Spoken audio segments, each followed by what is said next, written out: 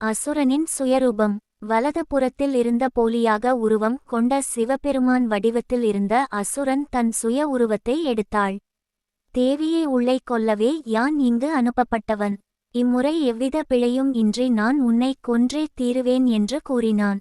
தன் முன்னிற்பது யாரென்று அறிந்தும் அவ்விதம் கூறியதைக் கண்டு எவ்வித சினமும் இன்றி அமைதியுடன் எல்லாம் உணர்ந்தவரான சிவபெருமான் நின்றார். அணையும் விளக்கு எப்போதும் பிரகாசமாக எரியும் என்பதை உணர்ந்தவர் அவர். இந்த அசுரன் முன்பு செய்த தவறை இழைக்காமல் இம்முறை தோல்வியின்றி வெற்றி பெற வேண்டும் என்று தேவியின் அருகில் செல்ல முயன்றான். தேவி நிற்பது சிவபெருமானின் அருகில், அதனால் அவளது முயற்சிகள் அனைத்தும் தோல்வி அடைந்தது. இருப்பினும் முயற்சியை கைவிடாமல் சிவனிடமிருந்து தேவியை பிரிக்க முயற்சி செய்தான்.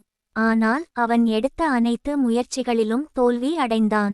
சினம் கொண்ட சிவன். இறுதியில் அசுரனின் செயல்பாடுகளால் சினம் அதிகரித்த சிவன் சூலாயுதத்தை வாளாக மாற்றி அவ்வாளை கொண்டு அசுரனின் தலையை வெட்டினார். கருணை ரூபமாக இருந்த சிவனை கோபரூபத்தில் கண்ட தாட்சாயினி தேவி திகைப்புற்று நின்றார்.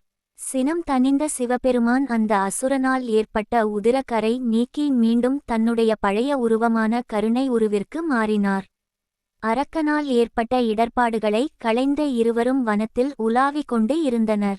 இருவருக்கும் இடையே உள்ள உறவானது உறுதியாக ஆரம்பித்தது. இருவரும் தங்களுக்குள் மனம் விட்டு பேசி இருவருக்கும் இடையே உள்ள அன்பை மென்மேலும் அதிகப்படுத்தினர். இவ்வேளையில் பிரம்ம தேவர் தேவர்களின் நலன்களை கருத்தில் கொண்டு ஒரு மாபெரும் வேள்வி நடத்த ஏற்பாடு செய்தார். அந்த வேள்வியில் பரம்பொருளான சிவனும் தாட்சாயினி தேவியும் அரியும் லட்சுமியும் கலந்து கொள்ள அழைப்புகள் விடுக்கப்பட்டன. தேவலோகத்தில் உள்ள அனைத்து தேவர்களும் கலந்து கொள்ளும் வகையிலும் ரிஷிகளும் உடன் இருந்து வேள்விகளை நடத்தும் பொறுப்பில் இருந்தனர்.